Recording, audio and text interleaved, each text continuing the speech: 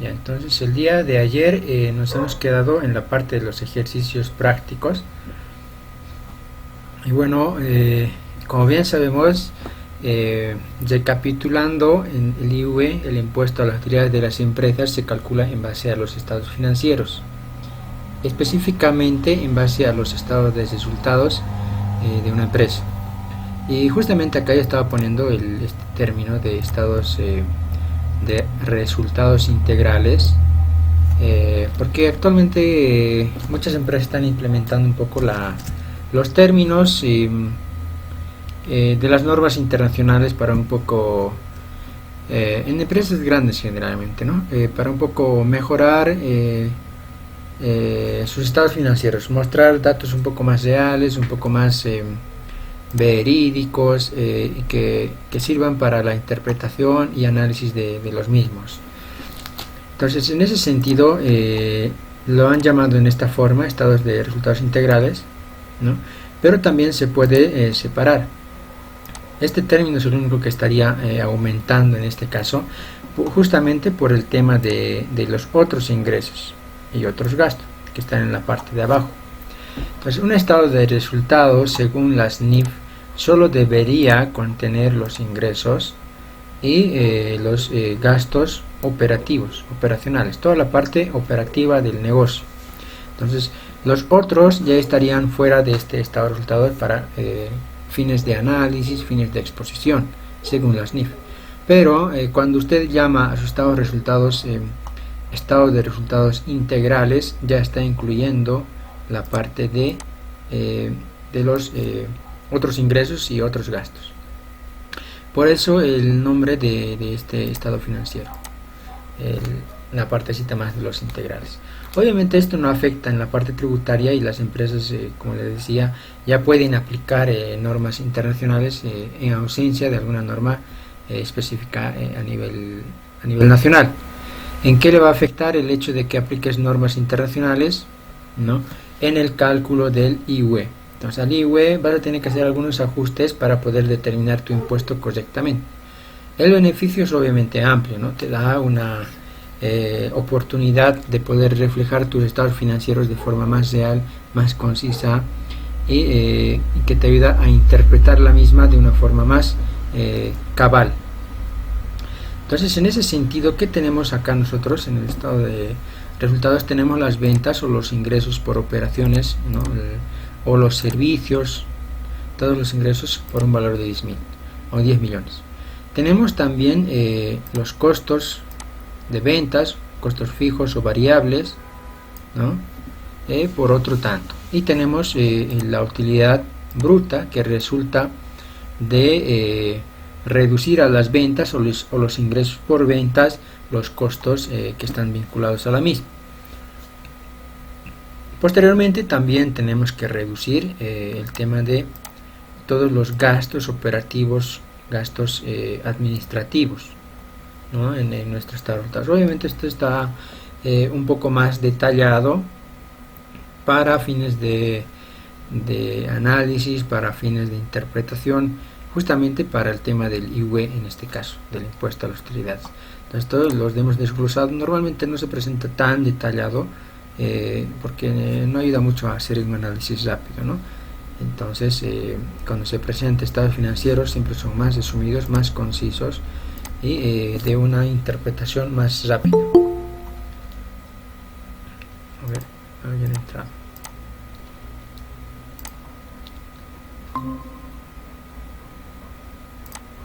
Ya, entonces continuando, en nuestros estados tenemos, ¿no? Toda la parte de resultados y hasta llegar a la utilidad operativa, ¿no? Reduciendo de los ingresos los costos y los gastos administrativos u operativos con los que la empresa normalmente funciona. Y en ella mismo nos vamos a dar cuenta que tenemos algunos tipos de gastos que son corrientes o tal vez puede resultar algo extraño. Por ejemplo, sueldos y salarios es algo que normalmente debería ser deducible.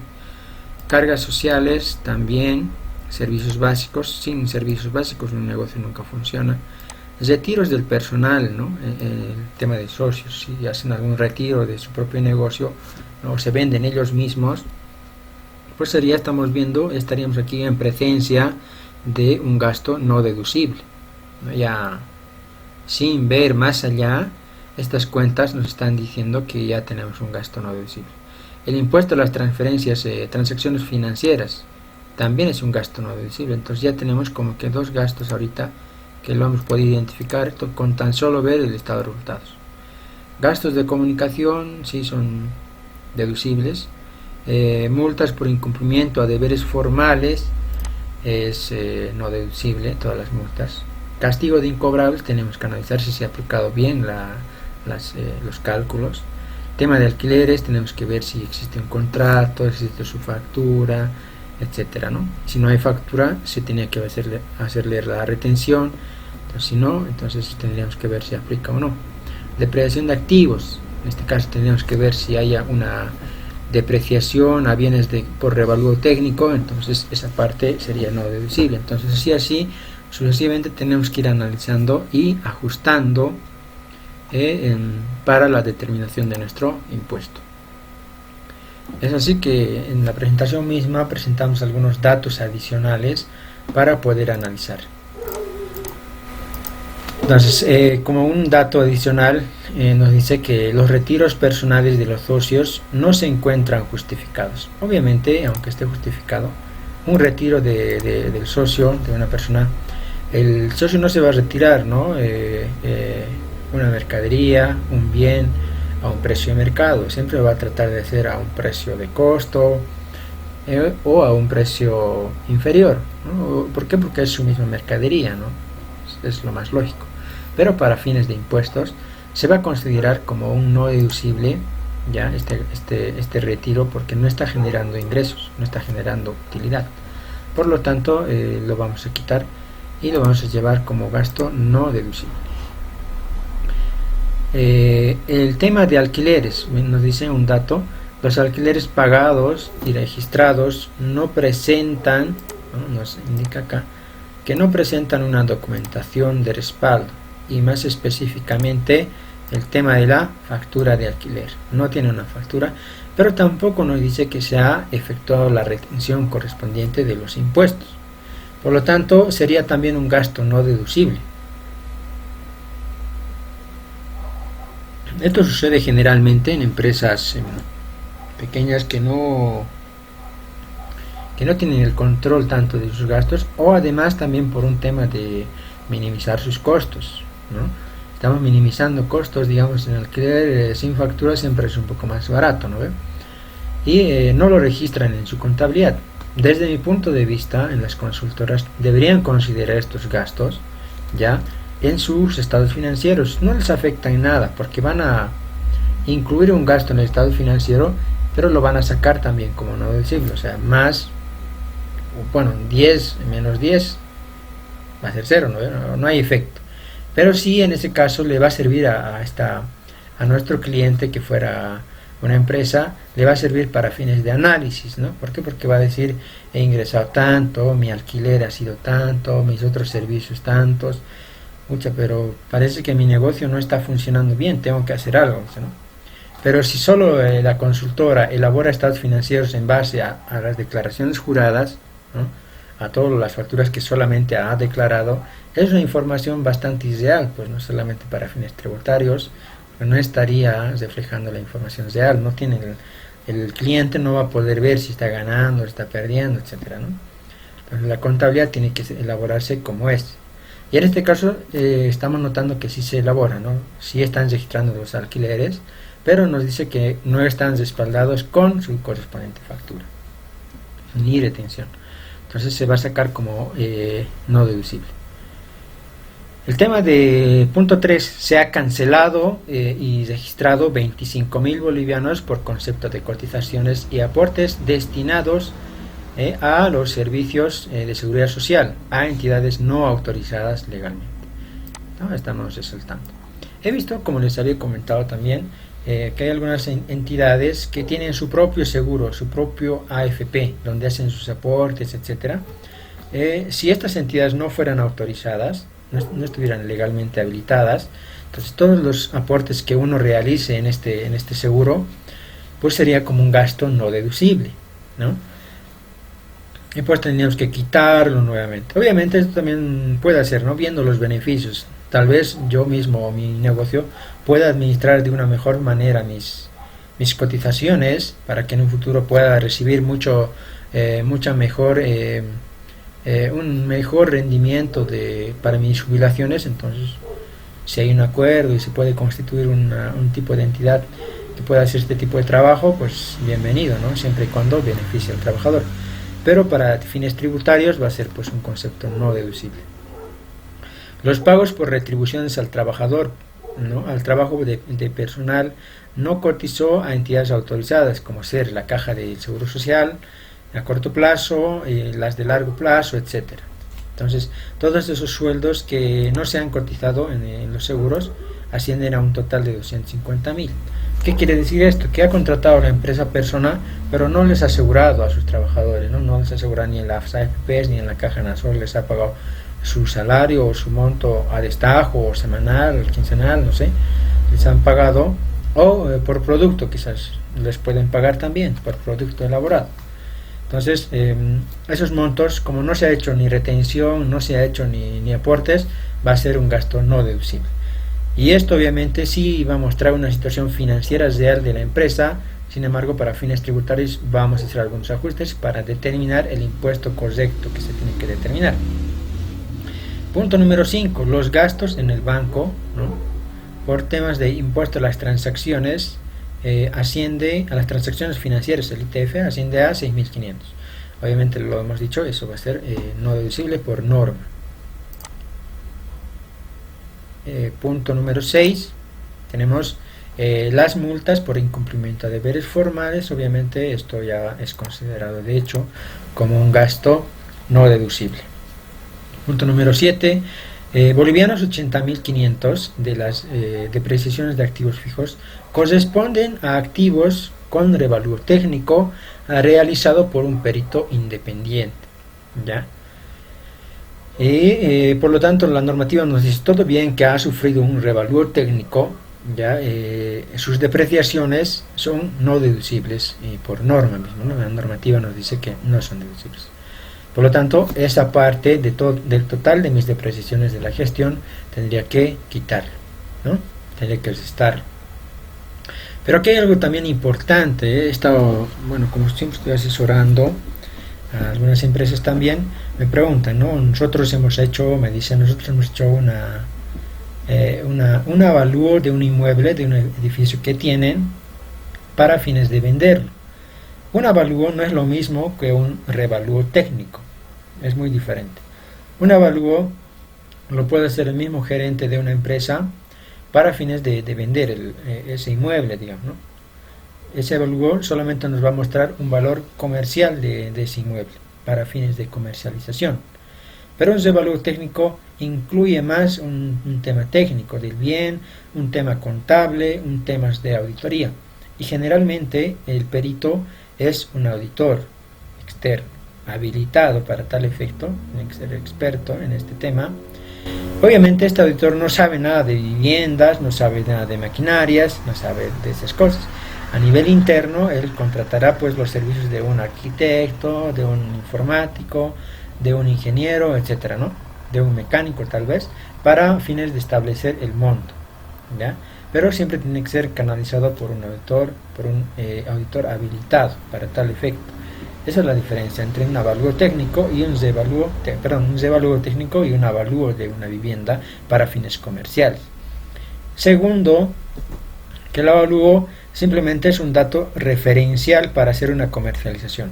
En cambio, un revalúo técnico, para ser efectivo, tiene que ser primeramente autorizado por la máxima autoridad de una entidad, que en este caso en una sociedad anónima sería pues la Junta General Ordinaria de Accionistas, ¿ya? Esa es la máxima autoridad que tiene la atribución de poder autorizar este tipo de revalúos. Y segundo, una vez que sea autorizado, se le instruye a la gerencia general de la empresa a hacer la contratación de los servicios de un perito independiente para que haga el revalúo técnico. Tercero, una vez que se ha hecho el revalúo, tengamos el informe, este informe tiene que ser elevado nuevamente a la máxima autoridad de la empresa, la junta de accionistas en caso de sociedades anónimas o las asambleas extraordinarias de las SRLs. Ellas son las que tienen autorización. El gerente general por sí solo no puede ejecutar ni puede validar estos revalúos técnicos. La norma contable mismo lo indica que no puede ser así. Tiene que ser aprobado por la máxima autoridad de la empresa, y una vez que ha sido aprobado, recién se va a efectuar los registros contables correspondientes. Y obviamente se va a hacer la depreciación, etcétera. Y también al respecto me preguntaban que si es importante hacer esto, es obligatorio hacer el revalúo técnico. Y mi respuesta al respecto fue de analizar, o sea, cada caso hay que analizar, ¿no? Y ver el tema de la materialidad, ¿no? Del bien.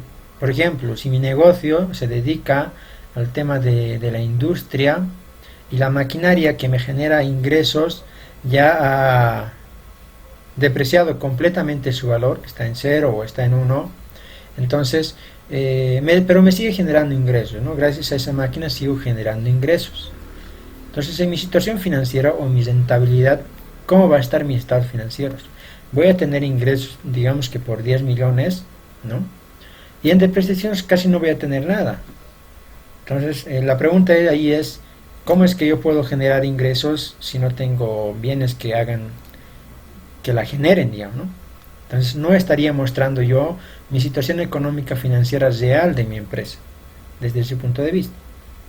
Desde el punto de vista financiero, una empresa, si quisiera acceder a un crédito, tendría mejores posibilidades si los estados financieros estarían bien expresados, ¿no?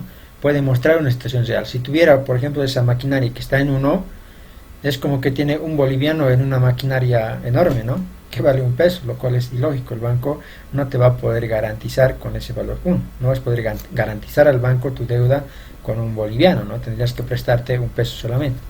Entonces, en ese caso, el revalúo técnico te va a ayudar a levantar su valor y que tú puedas tener mejor oportunidad en la banca.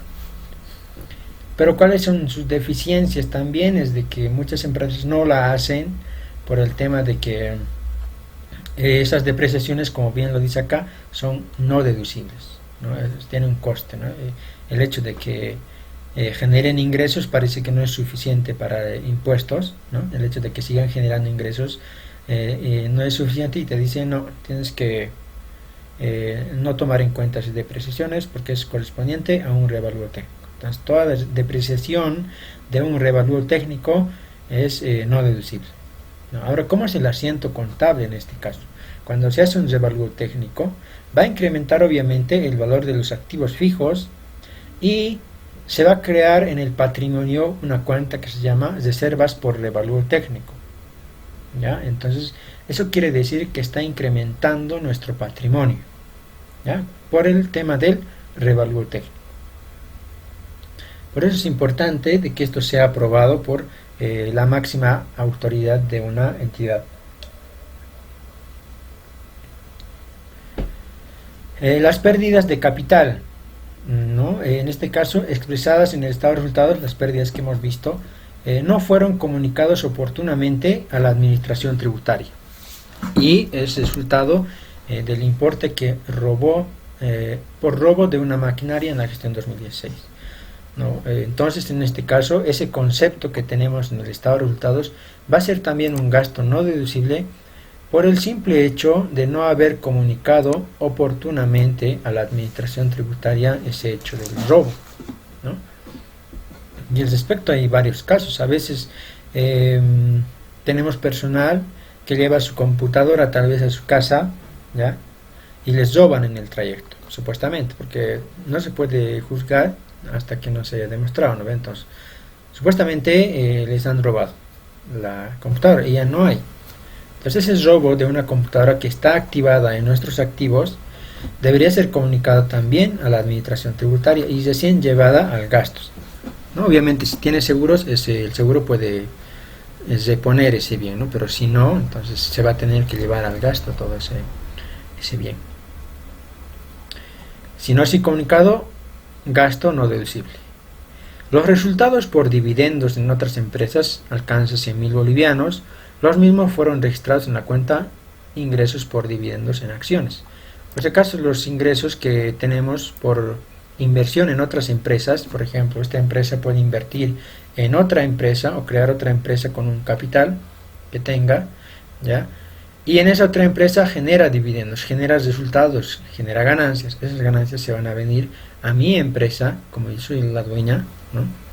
Entonces, esos ingresos ya no son alcanzados por este impuesto, son como ingresos no imponibles. ¿Por qué? Porque se supone que en la anterior empresa ya ha pagado impuestos. Entonces, no tendría que yo volver a pagar impuestos. Por lo tanto, en este caso, le vamos a quitar también de la base imponible. El impuesto a las transacciones que ha sido compensado, ¿no? Con el IVA asciende a un total de 34.520. Entonces, con estos datos nosotros vamos a ir a nuestro anexo número 7, anexo tributario, para poder elaborar nuestra hoja de trabajo y determinar nuestro impuesto. Entonces, en la misma vamos a ir analizando. Tenemos ingresos por ventas de bienes o ventas netas y tenemos los ingresos por dividendos en acciones, ¿no? La primera va a ser válido, o sea, es imponible, tengo que pagar sí o sí el IVA. Y de la segunda no corresponde porque es una ganancia que hemos obtenido en otra empresa y que la misma ya ha pagado su correspondiente impuesto. En la parte de gastos tenemos todas estas cuentas y vamos a ir analizando una por una cuál es su correspondencia. Costos fijos se supone que son gastos pues que están directamente relacionados con el negocio, por lo tanto son totalmente deducibles. Los fijos y variables son totalmente deducibles, no habría duda, a menos que uno sepa que hay tal vez algún gasto que hemos registrado ahí y que no tenía factura o no tenía retención. En esos casos tenemos que depurar la parte que tenemos conocimiento, ¿no?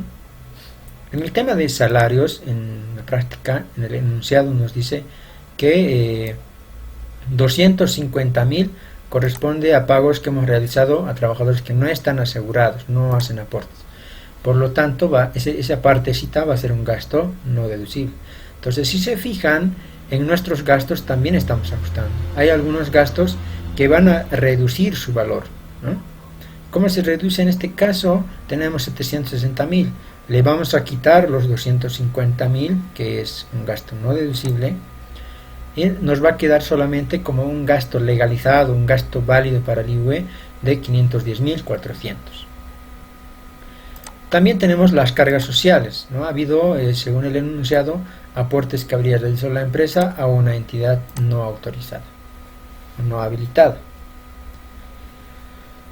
Tenemos servicios básicos, ya por este monto, entonces se supone que están bien, al respecto no hay ninguna observación en la práctica, pero también no tenemos que ver si han sido correctamente declarados, si hay contratos, ¿no? si son parte del negocio y no es la casa del dueño, etcétera, ¿no? Esas cositas hay que ver para poderlas ajustar también en el tema del IVA.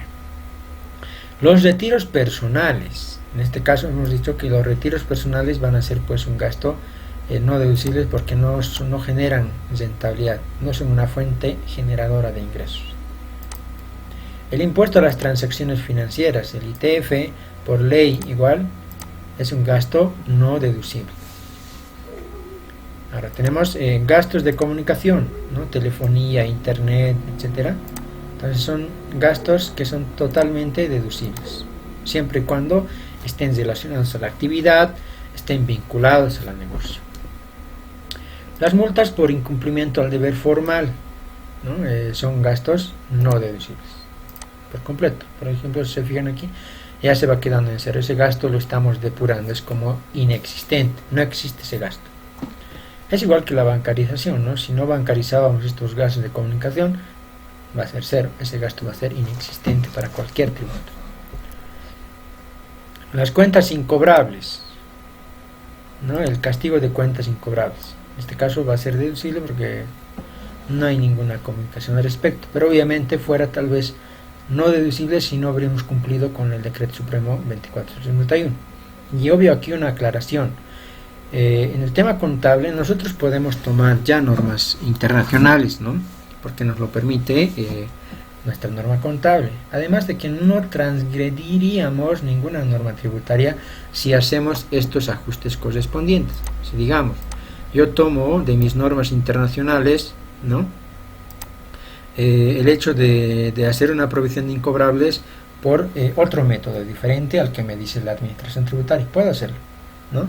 Pero finalmente en el anexo 7 yo tengo que ajustar.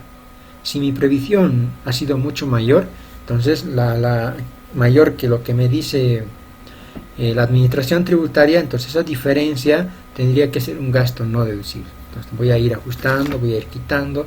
Para eso nos sirve el anexo 7, ¿no?, para ir ajustando las cuentas. ¿Qué cuentas, digamos? Un contador siempre conoce, ¿no?, todas las transacciones que ha realizado y sabe más o menos cuáles son las que no son deducibles, o se anota. He visto que algunas se crean una cuenta, aunque yo no lo veo muy necesario. Se crean una cuenta que dice gastos no deducibles y ahí embolsan todo lo que es no deducible. Pero es un poco raro, ¿no?, porque tienen que clasificar. Las cuentas se realizan para que uno pueda ver los gastos en cada rubro, pero si le embolsas en uno no vas a saber de qué cosas era, ¿no? Solamente vas a saber que no eran deducibles.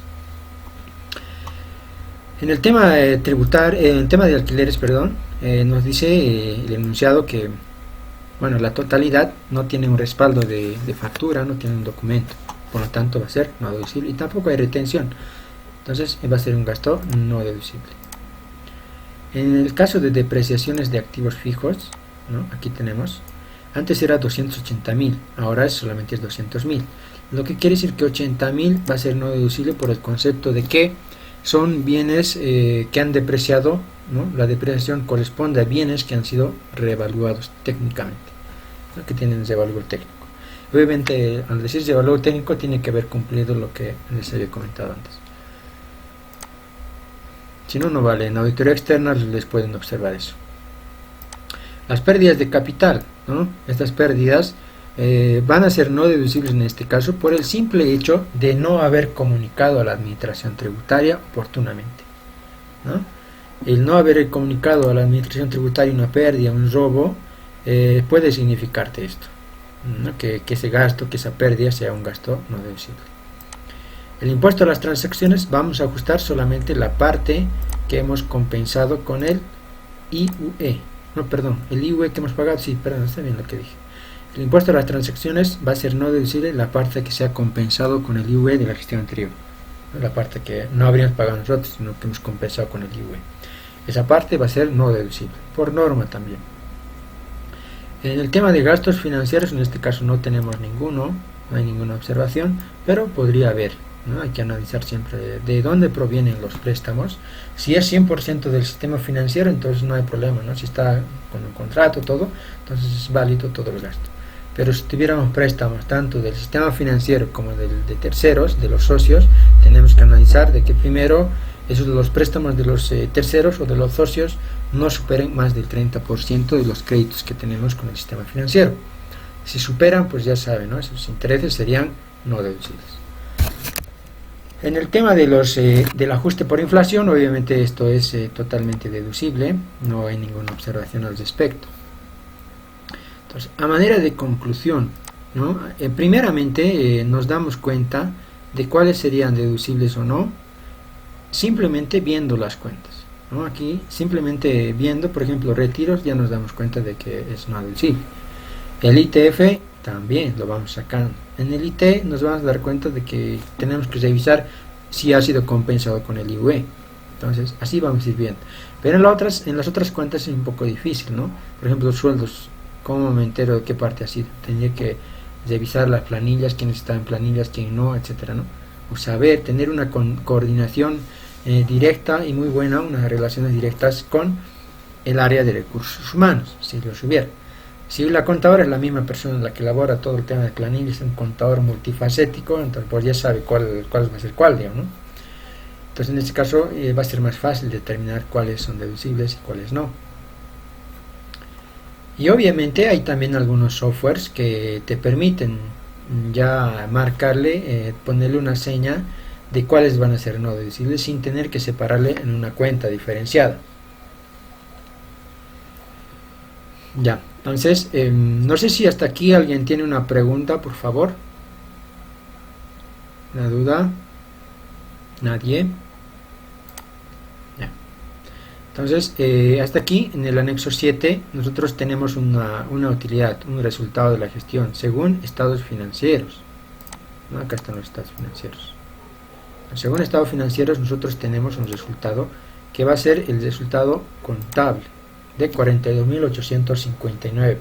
Esa es la utilidad que nosotros tendríamos contablemente registrada. Es lo que es real.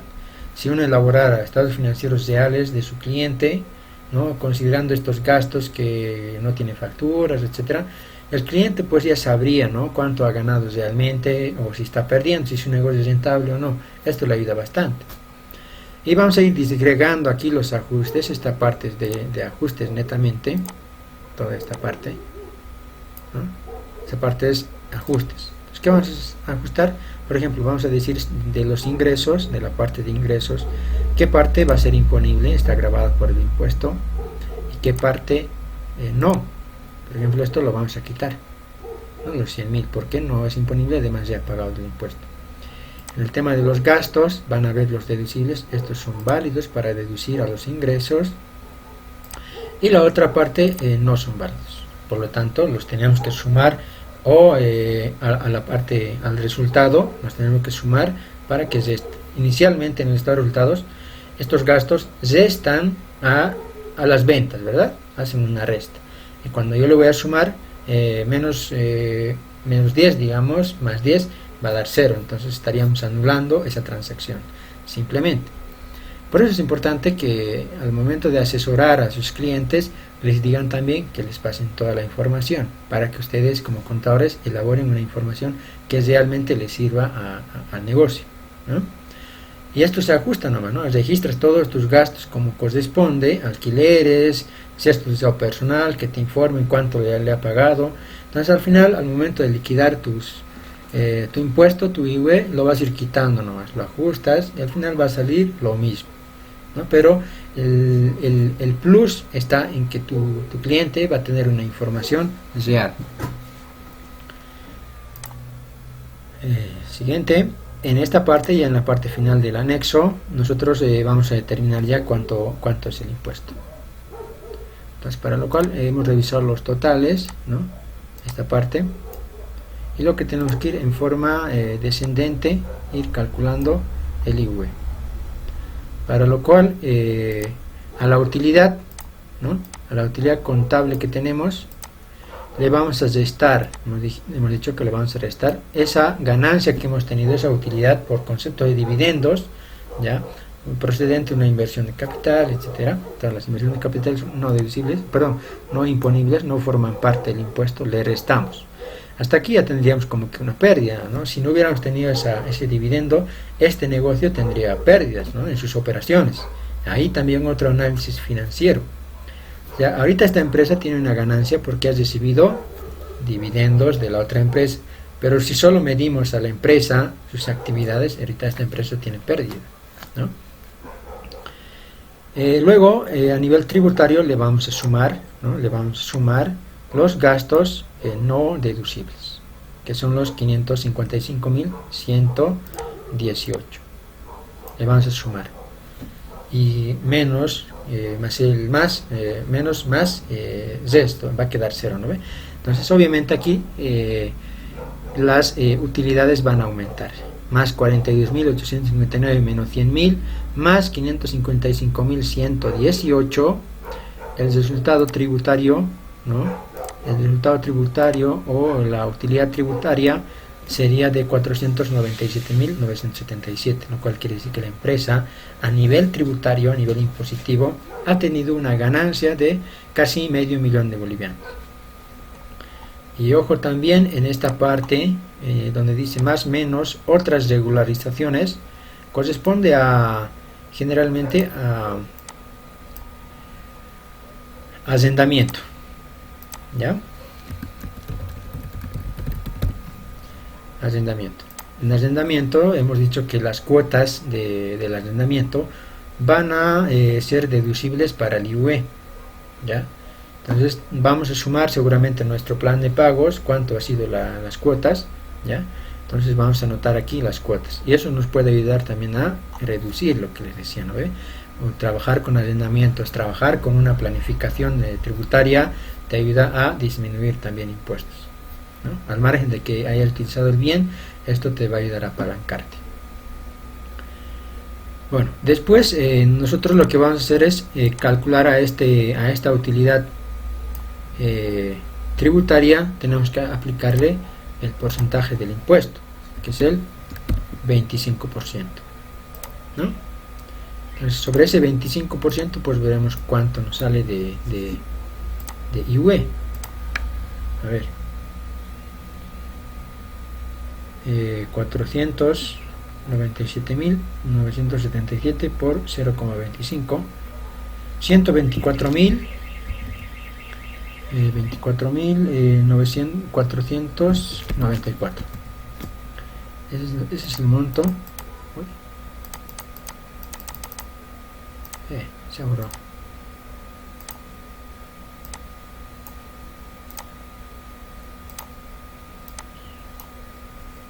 Ya vamos a anotar de nuevo. El monto del impuesto entonces sería 124.494.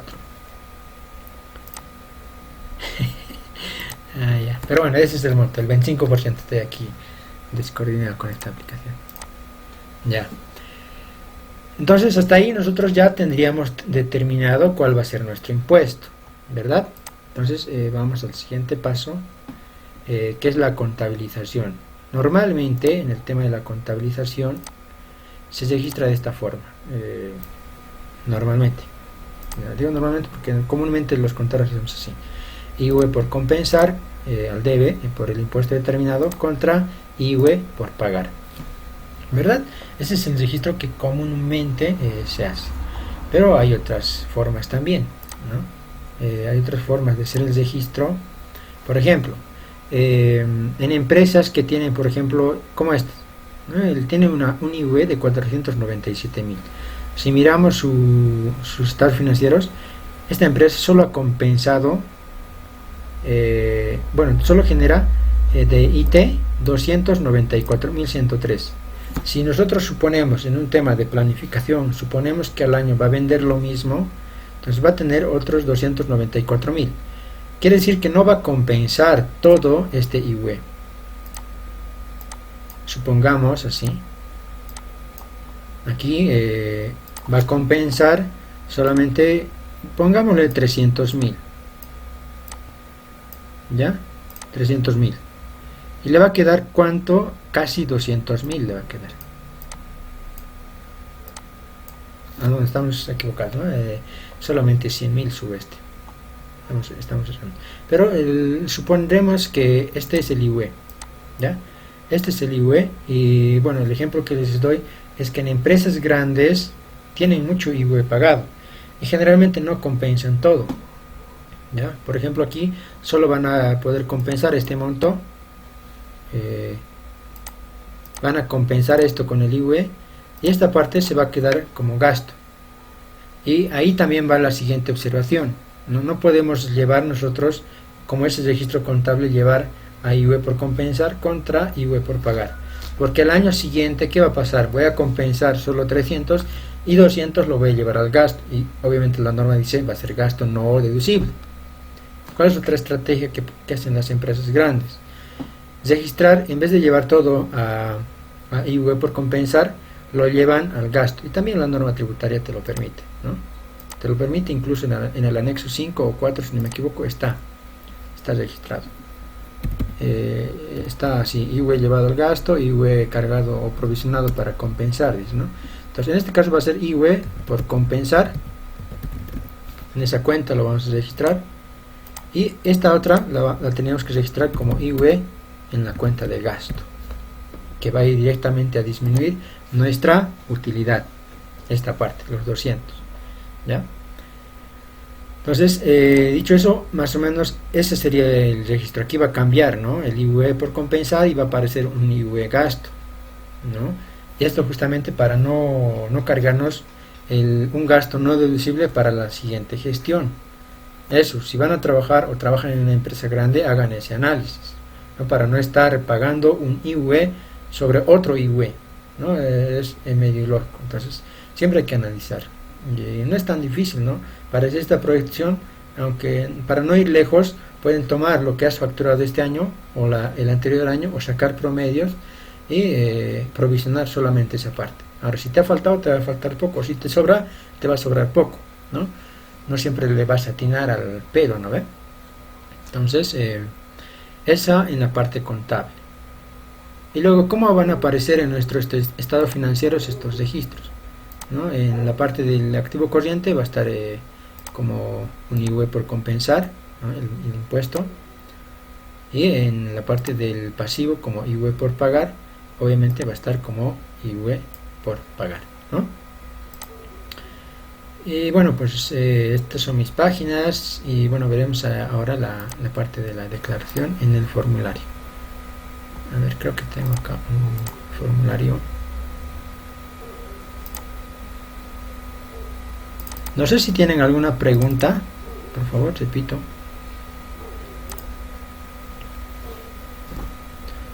Ya, entonces, al momento de llenar nuestro formulario, que debemos tener en cuenta lo siguiente. Vamos a revisar primero el NIT, ¿no? Que esté correcto. Bueno, tendría que estar correcto. Si estamos logueándonos con nuestro NIT, tendría que estar, pero tal vez se equivocan en ingresar con otro NIT, pues hay que revisarlo. El mes, ¿no? Que va a ser 12 del año, digamos, 2019. Y en esta parte tienen que tener mucho cuidado. Algunos contadores he visto que han errado, ¿no? Le han metido otra cosa que no corresponde. Por ejemplo, acá dice por el ejercicio de meses, dice aquí. Entonces tienes que completar acá los meses que comprende el estado financiero, el estado de resultados, los meses que estás realizando.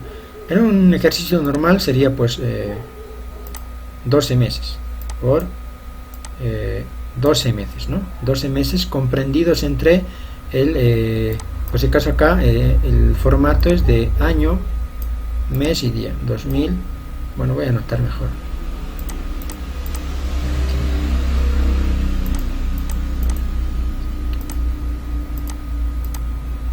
Ya.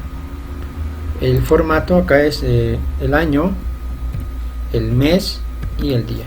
Ese es el formato para registrar. Entonces, ¿cuál sería la interpretación? El año, el mes y el día. La interpretación sería por el ejercicio de 12 meses comprendidos entre el 1 de enero de 2019 y el 31 de diciembre de 2019. Entonces, esa es la comprensión, esa es la idea en este formulario. En otros he visto de todo, ¿no? Pues no necesariamente lo que debería ser. Entonces, en este caso les exhorto a que revisen en esta parte, corresponde a los meses. Obviamente, si una empresa está iniciando a mediados de gestión, no tendría que ser 12 meses, tendría que ser solamente los meses que corresponden. Y si es lo contrario, si un negocio cierra a mediados de mes, también, ¿no? Desde que ha iniciado solo hasta el mes de cierre. Y lo mismo tiene que estar especificado en estas celdas, ¿no? Desde qué fecha y hasta qué fecha. En la parte de rectificación, hay muchos contadores, sabemos que los clientes también vienen siempre a última hora, ¿no? Como todos, ¿no? En todo lado, en todo el mundo, no siempre boliviano, ¿no? En todos los países los clientes siempre vienen a última hora entregando sus facturas, etcétera. Házmelo mi estado financiero, por favor, etcétera, ¿no? Entonces, muchos contadores optan por declarar el formulario en cero y después rectificar, ¿ya? Y pagar el impuesto. Pero ahí tienen que ver, ¿no? Antes de hacer eso, tendrían que asegurarse de que va a salir un monto a pagar, va a salir un saldo a favor del fisco, aunque sea de $1, digamos, ¿no? Tiene que salir saldo a favor del fisco. Ahora, si no sale a favor del fisco, sale una pérdida, digamos, ¿ya? Esa pérdida es un saldo a favor del contribuyente, ¿ya?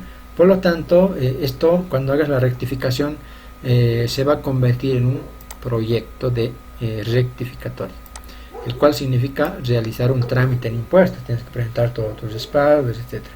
Y en una pérdida, ¿qué tendrías que presentar?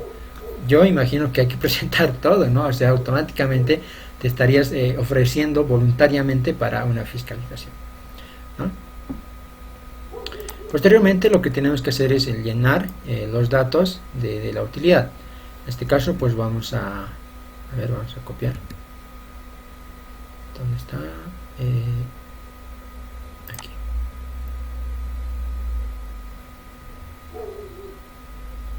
Aquí está.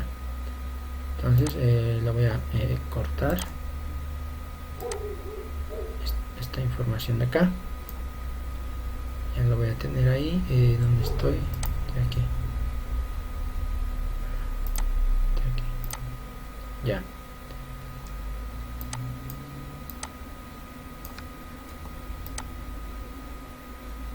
Pues lo malo es que aquí no voy a poder ver.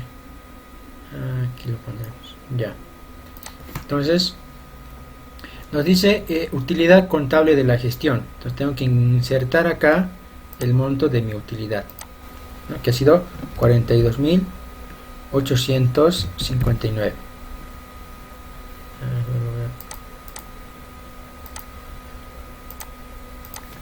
42.859. Esa ha sido mi utilidad contable. Si fuera una pérdida contable, entonces tenemos que anotar en la segunda casilla, ya no en la otra. Tenemos que registrar también total de gastos no deducibles. Aquí. ¿Y dónde está? Está acá. Gastos no deducibles. 555.118. ¿Qué más? Regularizaciones para imputar gastos. Estas regularizaciones que, como les dije, vienen del tema de arrendamientos. Rentas no grabadas, nos dice a ingresos no imponibles. Rentas no grabadas, en esta fila, 100.000, ¿no? Los 100.000 bolivianos. Ya. Posteriormente nos dice total consolidado de importes cancelados. Ahora ya estamos ahí, ¿no? Los importes cancelados a proveedores que hayan tenido una retención por el tema de servicios parcialmente realizados en el país, ¿no? Cuando un consultor externo viene al país y nos presta un servicio, por si acaso se le hace una retención por el tema del IVE, ¿ya? Pero en este caso no se le hace una retención del 12,5%, sino solamente del 2,5%, porque se supone que la persona ha venido y ha trabajado aquí, nos ha prestado el servicio parcialmente en el país. Entonces tenemos que reportar esa parte para que también se deduzca de nuestras utilidades, ¿ya? Utilidades de ventas a plazos que se van a diferir para el año siguiente. Estas dos opciones, esta es la G y la H, son para diferir las utilidades. Al diferir, ¿qué quiero decir? Digamos, en un contrato de obra me pagan anticipadamente un monto, y eso obviamente yo tengo que facturar, va a ser como un ingreso diferido, lo tengo que extraer yo como un ingreso diferido, ¿ya?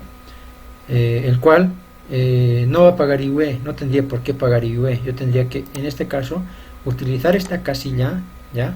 Y diferir el pago para el siguiente año. Y en esta otra casilla, ¿no? Es lo contrario, todo lo que has diferido el año pasado lo tienes que traer acá. O sea, aquí vas a restar de tu utilidad, ¿no? Y aquí lo vas a sumar. Eso es para diferir un poco, ¿no? Para que sea un poco real. Muchos no manejan estas opciones, pero sería recomendable también manejarlo, ¿no? Para que esté un poco más real. Luego tendremos ya finalmente la utilidad neta, ¿no? Que vamos a calcular la utilidad menos los 100.000 de la utilidad neta, utilidad no imponible, y sumar los gastos no deducibles, y tendremos pues según nuestro cálculo los 497.977. esa es la utilidad neta. Si fuera una pérdida se extraería en la parte de abajo. Si producto de este cálculo saldría una pérdida, por ejemplo, si no tuviéramos estos gastos no deducibles, va a salir pérdida. Entonces esa pérdida la voy a poder compensar, como dijimos, en los próximos 3 años. Entonces podemos compensar acá, en esta parte, con pérdidas de gestiones anteriores. En este caso no tenemos una pérdida de gestión anterior, por lo tanto no vamos a compensar nada. Y si compensamos y nos queda saldo, va a estar registrado en esta parte. Y finalmente pues nos va a quedar la utilidad neta imponible, ya que no hay ningún ajuste más. Entonces nos queda la utilidad neta imponible. Sobre el mismo vamos a aplicar el impuesto en la casilla 909, que es de 124.494. Ese sería el impuesto.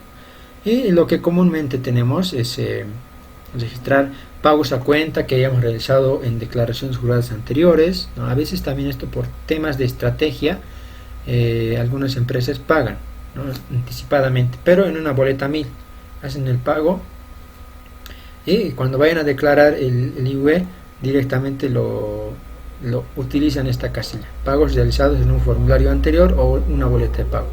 Utilizan, podían haberlo pagado, digamos, 100.000 o lo que tenían, y lo utilizan acá.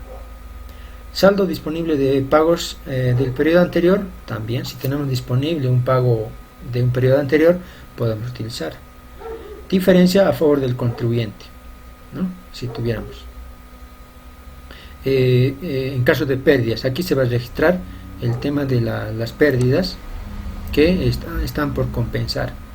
Y finalmente el saldo a favor del fisco, que va a ser el mismo monto, ¿no?, 124.494.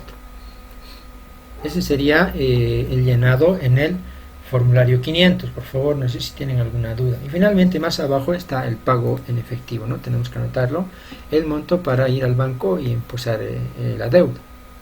¿Ya? Entonces sería fácil.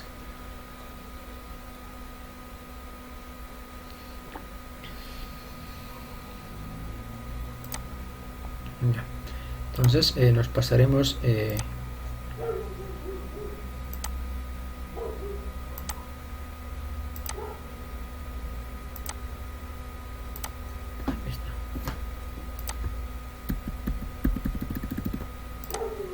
Entonces no sé si tienen alguna duda, por favor. Vamos a ver también en esta parte, aprovechando que hay un poquito de tiempo, vamos a ver la boleta de pago 1000, ¿no? Justamente yo con el otro grupo estaba viendo de pagar una de mis varias deudas que tengo en impuestos, ¿ya? Entonces dentro de ellas vamos a ingresar a nuestra oficina virtual para hacer la declaración.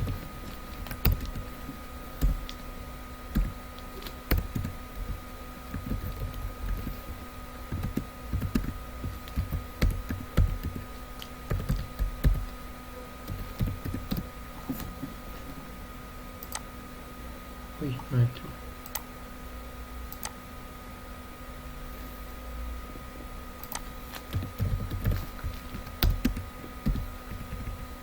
Creo que entra con otro usuario. DZ9. Ya. Y entonces cuando entramos en nuestra oficina virtual, puede ser el mismo caso del anterior, que hayamos llenado nuestro formulario y nos hayamos olvidado anotar en esta parte donde dice impuesto a pagar en efectivo. A veces otros se olvidan y cuando van al banco, el banco les dice no hay monto a pagar, no, ese formulario no hay, ¿no? Entonces, ¿qué ha pasado? Ha pasado de que no le han llenado aquí el datito. Eso pasa, aquí lo han dejado en 0. Entonces cuando van a pagar tienen que poner el monto que van a pagar. Si no lo ponen, pues tendrían que ir también inmediatamente y generar la boleta de pago. ¿Dónde se genera? En el módulo de declaraciones juradas. Ingresamos a la parte de otras declaraciones. En la misma vamos a escoger el formulario. En este caso vamos a escoger qué impuesto queremos pagar. En este caso el ejemplo mío va a ser este formulario 400 de enero que no he pagado. Bueno, de hecho debo varios impuestos. Y vamos a ver por qué debo tanto. No es porque quiera, sino es un tema de estrategia. Bueno, es porque quiero, ¿no? Escogemos el impuesto que voy a pagar. En este caso es el impuesto a las transacciones. Escogemos el formulario. En este caso no vamos a escoger el 400 ni nada de los otros. Vamos a escoger la boleta de pago. Que sirve esta boleta, este formulario solamente sirve para hacer los pagos. Tiene la característica de que solamente vale por hoy y puedo generar cualquier cantidad. A veces algunos se asustan, ¿no? Y me llaman, me dicen, he generado el formulario, pero me equivoqué en el monto, no tenía que poner ese monto. Me dicen, ¿qué hago? ¿Cómo hago? Asustados. Pueden generar el formulario las veces que puedan o que quieran, digamos, ¿no? Si se han equivocado, vuelven a generar pues otro formulario, ¿ya? Y no se asusten, así que si no lo usan, si no lo pagan en el día, ¿ya? Ese formulario se va a eliminar de la base de datos, o sea, no va a existir. Entonces yo ahorita he generado como 2 formularios ya, esta es la tercera. Entonces, si yo no lo pago hasta el final del día, a las 00 horas, este formulario se va a eliminar. Entonces no hay problema, solamente es una boleta de pago, es como un recibo. Entonces ingresamos, ¿ya? Tenemos que tomar en cuenta de que tenemos que llenar revisar, ¿no? El NIT, el mes, ya yo creo que está esto de más decirlo, pero hay que siempre revisar. A veces cuando uno tiene varios clientes puede equivocarse entrando de uno a otro cliente, ¿no? Entonces hay que revisar. Nos pide el código de operación. El número 13 es para pagar deudas tributarias. Hay otros códigos más, los pueden buscar en internet, incluso les puedo compartir también después cuáles son los códigos de operación. Hay para pago de deuda tributaria, para multas, para facilidades de pago, etc. Entonces escogemos el código. El código de hecho ya lo escogimos al inicio, ¿no? al escoger el formulario. Después nos pide el código de formulario que estamos pagando. Va a ser el 400. Este es el que yo quiero pagar. Formulario 400. Número de orden que está pagando. En este caso me voy a inventar, pero normalmente lo obtienen de su formulario, ¿no? Cuando lo vuelven a imprimir de la oficina virtual, ya viene con su número de orden. En este caso no tiene porque es el formulario que yo he impreso antes de finalizar la operación, entonces no tiene su código. Vamos a poner, ¿no? 390 3888, algo así. Pero ojo con esto, este número tiene que ser igualito al número de orden. Les voy a mostrar enseguida mejor de dónde lo pueden obtener si no lo tienen. Entonces tiene que ser igualito, esto no se pueden equivocar. Al momento de hacer una boleta de pago, estos datos son los que van a referenciar a tu formulario original que quieres pagar, ¿no? Si te equivocas en estos datos, tu deuda va a seguir pendiente como que nunca la has pagado, porque al momento de pagar con la boleta no la has referenciado bien a ese formulario. Es como que has pagado al aire, digamos, no has pagado tu deuda. El cargo no se llena, la F, el número de cuota, corresponde cuando hay facilidades de pago. Ahí tienes que insertar qué número de cuota estás pagando, ¿no? Porque una facilidad de pago pagas en plazos, ¿no? Es cuota 1, 2, 3, 4, entonces la que corresponda tienes que anotar. Y tampoco te puedes equivocar. Entonces el monto de la deuda. Ahorita les voy a mostrar cómo sacar esto de la calculadora tributaria. Yo debía 65, ¿no? He calculado hace ratos. Mantenimiento de valor no ha salido nada, no ha subido nada. Intereses tengo un boliviano. Si se fijan, de 65 que debía en enero, ahora debo 66, ha aumentado un pesito. O sea, para mí es un negocio redondo porque un peso pagar por intereses es muy barato, ¿no ve? Por eso hay algunas empresas que no adeudan estos montos, ¿no? De mí es pequeñito, pero no 65 no es nada. Ustedes póngale, a ver, 65.000 o 650.000. Es dinero con el cual se puede reinvertir, se puede traer mercado, se puede hacer de cosas, ¿no? Y pagar nomás los pocos intereses del 4% que te cobra impuestos, entonces es negocio redondo. Y obviamente acá tenemos multas. Si en este formulario yo tuviera multas, en este caso no tengo porque he presentado en el plazo. Si tuviera multas, tenemos que anotar las multas por el IDEF.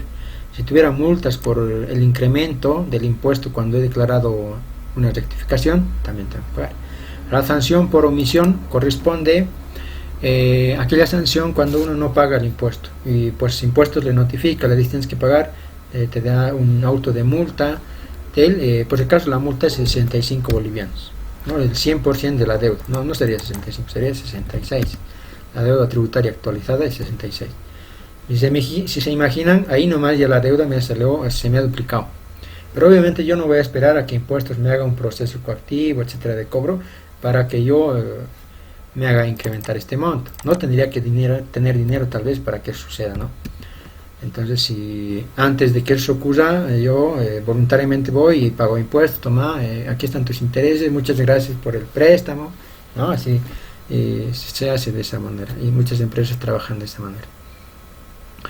¿Qué tengo que insertar finalmente? Pago en efectivo. Tengo que insertar el monto que voy a pagar. Si me olvido aquí, obviamente el formulario lo finalices, etcétera, no te va a servir nuevamente porque no has puesto el monto a pagar, ¿no? Entonces tienes que poner el monto. Ojo, ahora aquí, ¿qué es lo importante? Si te has equivocado en los datos, ya puedes rectificar. No rectificar, puedes arreglar. Hay un trámite que se llama error material, ¿no? Puedes rectificar, puedes modificar estos datos. Por ejemplo, si te has equivocado de código, le has puesto aquí 7 en vez de 13, puedes hacer el trámite. Si te has equivocado aquí, puedes hacer los trámites. Aquí también incluso, ¿no? Puedes cambiar de código. Si el pago yo le puse aquí y era arriba, puedo hacer el cambio de códigos, ¿no? Puedes hacer ese trámite. Dura un poco, ¿no? Yo pienso que por pandemia dura más, pero se puede arreglar ese tipo de errores materiales. Como les decía, si ustedes acá se han equivocado en direccionar al formulario correspondiente y sigue la deuda, entonces tendrían que hacer el trámite de corrección de errores materiales para poderle enlazar a ese formulario que estabas pagando. Entonces, de esa forma estarías arreglando, ¿ya? Después, que corresponde, le damos en aceptar una vez que hayamos revisado. Ya aceptamos y acá nos dice, ¿no? Resultados del formulario completado. Dirección a seguir. Podemos modificar, ¿no? Volvemos atrás para revisar, ¿no? A veces tengo que darle una revisada más. Vamos, esta vez voy a enviar. Le damos clic en enviar. Pero otra vez nos dice, ¿no? Alto. ¿Deseas presentar esta declaración? O sea, como que estás seguro, estás segurísimo de presentar. Y nos dice varias cosas importantes, lee esto de atención, etcétera, la versión 3, bla, te dice, ¿no? Justamente para que pues no le des en aceptar tan rápidamente, ¿no? Y estés declarando mal, esa es la idea. Ahora, si hasta aquí todavía tienes dudas, puedes volver atrás. Volvemos atrás y podemos volver a revisar, no se ha declarado todavía. Ya estamos muy seguros, ya segurísimos. Vamos adelante y le damos en aceptar finalmente. Cuando ya le damos en aceptar en este paso, ya es definitivo.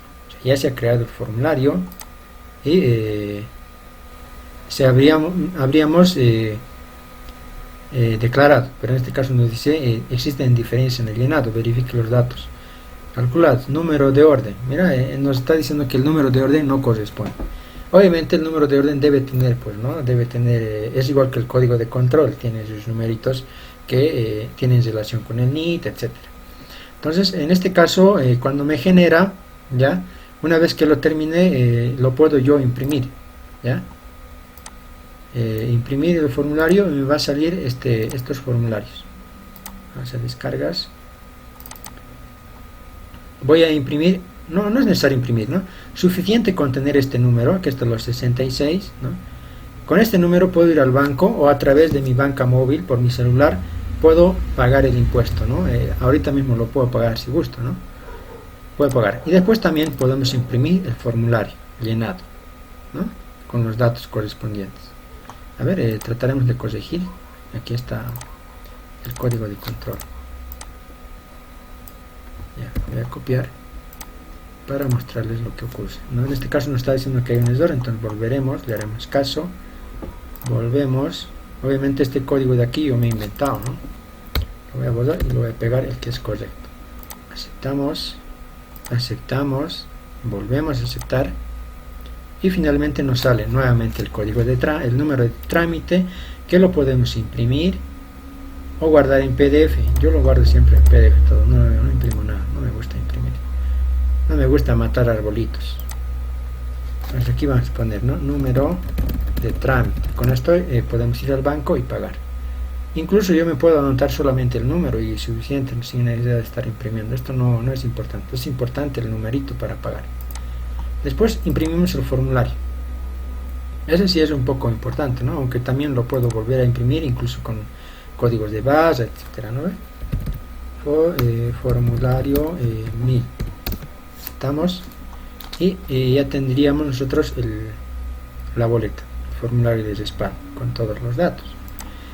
Entonces ahí hemos terminado y le damos en cesar para que se cierre el formulario y hayamos terminado nuestro trámite, ¿no? Hasta ahí habríamos nosotros pagado con nuestra boleta 1000. Ahora, ¿de dónde calculamos esa deuda tributaria? ¿No? Podemos calcular acá. Hay la opción en la oficina virtual, ¿no? A ver, voy a cesar para mostrarles. En este menú ingresamos a la parte de servicio al contribuyente. Después nos vamos a la parte de cálculo de obligaciones y nos vamos a la calculadora tributaria. En la calculadora tributaria tenemos que seleccionar nuestro NIT, ¿no? El año 2020, me voy a inventar en este caso, ¿ya? 2019 le voy a poner el mes 1 para que vean cuánto se genera. Ya me está diciendo que es una persona natural de Cochabamba. ¿Qué impuesto voy a pagar? El IT. No, eso es retenciones, eso no quiero pagar. Solamente el IT, aquí está. El IT, selecciono el formulario 400. Se va actualizando por si acaso cada rato, por eso es que va refrescando. Voy a seleccionar la fecha de cálculo. En este caso el día es miércoles. Si digamos no lo puedo pagar, aunque creo que a partir de las 8 no se puede pagar. En este tiempo de pandemia los horarios se han bajado, no se pueden pagar. Deberían optimizarse, pero están menos los servicios. Entonces voy a escoger para mañana, digamos, ¿no? Mañana, jueves, voy a pagar. ¿Ya? Y escojo la fecha del pago, el tributo emitido. Le voy a poner 1000, me voy a inventar el monto. Y tengo que seleccionar si es con una multa por incumplimiento del deber formal, entonces selecciono, si no lo puedo deseleccionar y le damos en calcular. Veremos qué nos sale. Por ejemplo, nos está avisando que la fecha de vencimiento era el 13 de febrero del 19, la tasa de interés que va a aplicar es el 4%, la mora es de 561 días y las UFBs. El tributo emitido es de 1000 bolivianos. Miren, de un año, de más de un año, solo voy a pagar mantenimiento de valor 26 bolivianos y los intereses 66 bolivianos. Total algo de 92 bolivianos, ¿no? Entonces mi deuda total sería 1092 bolivianos. Y en mi boleta 1000 voy a registrar esos datos. Estos datos acá. Entonces aquí yo en ese caso registraría 1000 bolivianos como deuda tributaria. Registraría 26 bolivianos como mantenimiento de valor en esta casilla y 66 bolivianos de intereses acá. Y el total de la deuda 1092 es la que yo estaría pagando a impuestos. Esa es la fórmula de determinar. Obviamente si uno gusta hacer el cálculo de forma manual, agarra su calculadora y efectúa los cálculos. Por si acaso el tema de interés es la fórmula de interés compuesto, nada más, la que hemos llevado de matemática financiera. Esa fórmula. Y para el mantenimiento de valor ya sabemos, ¿no? UFB final entre inicial, y esa es la fórmula. Si quieres lo podemos restar -1 para determinar cuál es exactamente el incremento, ¿no?